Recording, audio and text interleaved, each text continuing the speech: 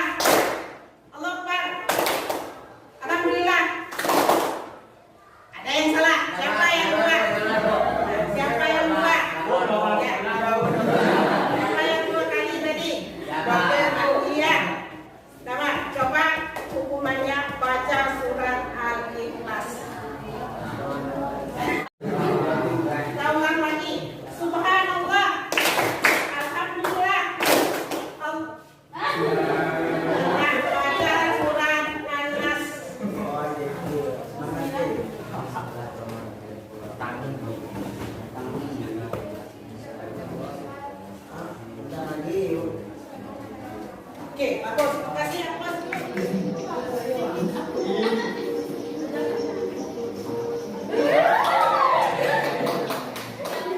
Nah, dulu.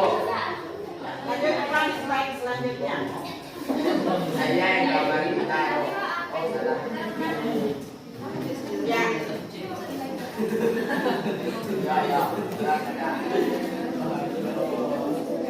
Mohon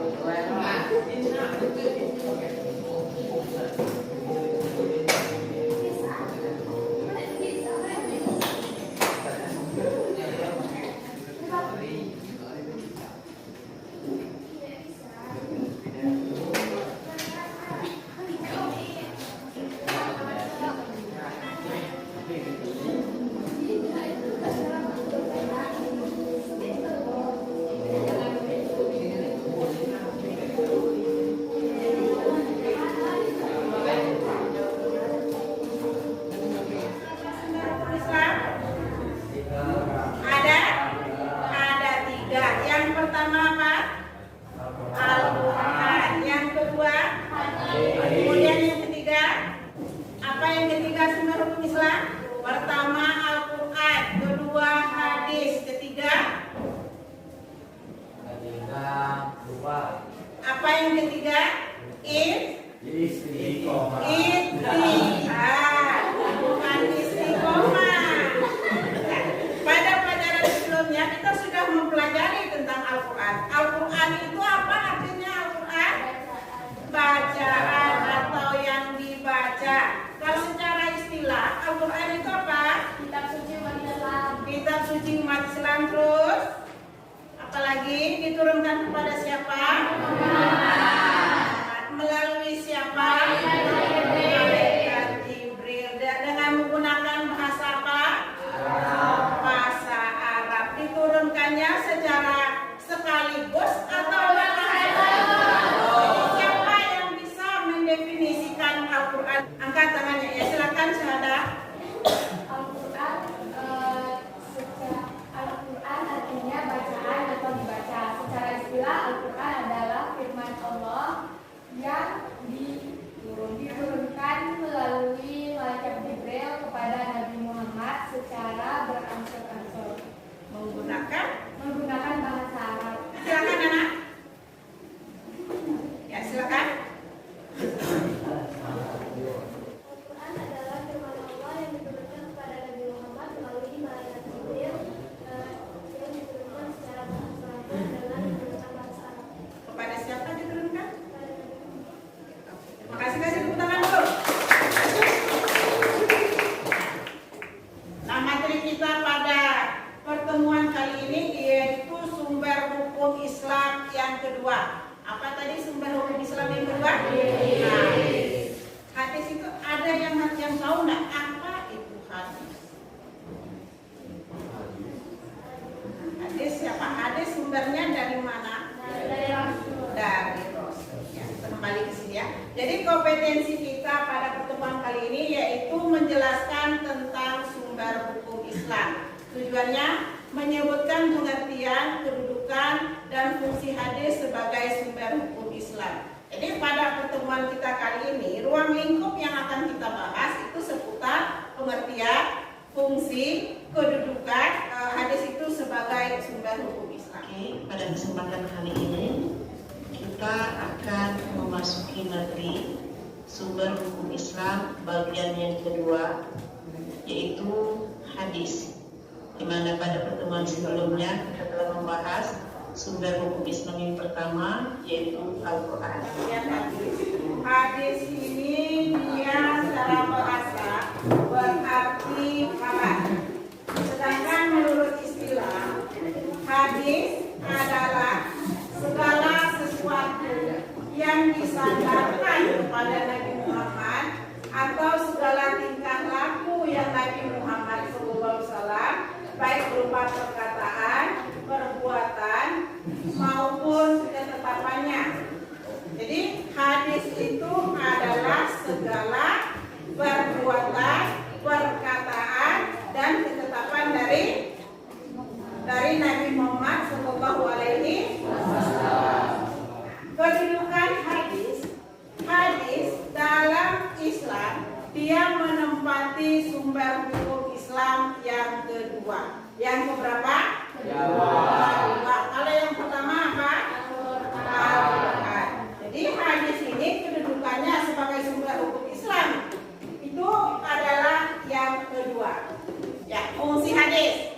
Nah, fungsi hadis dia ada 3. Ada bayan at-takrir, ada bayan at-tafsir, ada bayan at-tasyri'. Bayan at-takrir itu apa? Fungsi hadis di dalam Al-Quran yaitu sebagai penguat atau pengukuh-hukum yang telah disebutkan dalam Al-Quran. Sehingga keduanya, Al-Quran dan hadis, menjadi sumber hukum yang saling melengkapi dan menyempurnakan. Contoh, larangan menyekutukan Allah. Di dalam Al-Quran sudah jelas dikatakan bahwa kita tidak boleh menyekutukan Allah. Ayo, siapa yang bisa membaca surat Al-Ikhlas tadi? Itu mengenai keesaan Allah. Siapa yang bisa membaca surat Al-Ikhlas? Angkat tangan. Teman? Siapa yang bisa baca surat Al-Ikhlas? Angkat tangan. Ya, syahadat.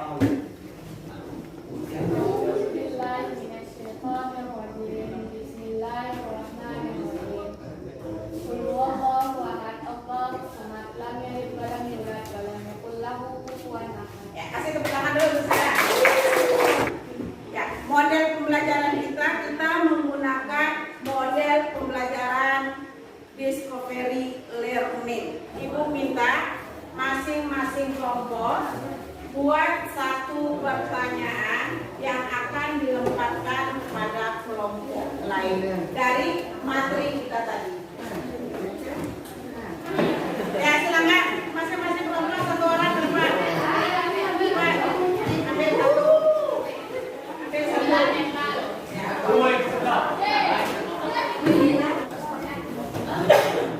Orang-orang yang menjadi sandaran dalam menjalankan hadis disebut sandaran. Iya, kasih tepuk tangan dulu. Orang-orang yang menjadi sandaran dalam menjalankan hadis disebut dengan sanad. Siapa lagi yang sudah siap? Assalamualaikum warahmatullahi wabarakatuh.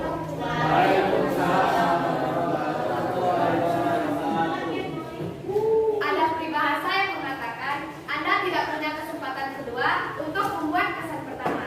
Seringkali kesan pertama itu datang dari kata-kata. Inilah judul presentasi kami pada hari ini, hadis. Selamat pagi, saya Syahadatul Farakin dan kelompok-kelompok saya. Yang pertama ada Azira, Putri Wahyudi, Jeki Habinata, Temas Andrek, dan Luis Mario. Jadi presentasi kami hari ini adalah tentang hadis. Hadis, apa itu hadis? Hadis adalah secara bahasa itu yang benar kabar. Sedangkan menurut istilah adalah segala sesuatu yang disandarkan kepada Nabi Muhammad SAW yang atau segala tingkah lakunya. Jadi hadis itu dibedakan menjadi 3. Yang pertama ada hadis qauliyah. Hadis qauliyah itu adalah segenap perkataan atau ucapan. Dan yang kedua ada hadis takriyah, yaitu persetujuan atau ketetapan Nabi Muhammad SAW. Dan yang ketiga ada hadis fi'liyah, yaitu segenap perilaku atau perbuatan. Fungsi hadis yang pertama adalah